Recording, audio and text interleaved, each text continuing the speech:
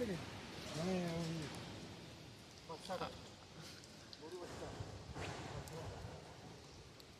ওখানে ঘাস খেতে গেছে গো।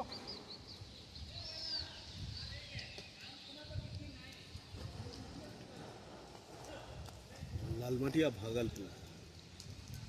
এই কাকা আসছে মাল নিয়ে, না কি নেবে?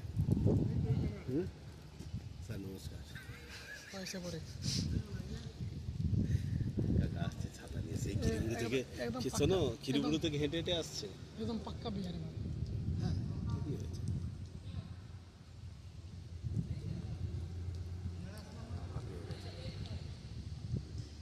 প্রচুর পরিশ্রম করে। বিহারিটা পুরো ভারী আছে। খিরিপুর থেকে মালপত্র কিনে নিয়ে এলো বাজার বেছে বেছে। কোথায় ঘর? সুইচারে এই বড় বড় নাম্বারে বিশু কাজ করে, এই বলে শ্বশুরঘর থেকে 70 লাখ টাকা নিয়ে নিয়েছে। কত? 70 লাখ টাকা।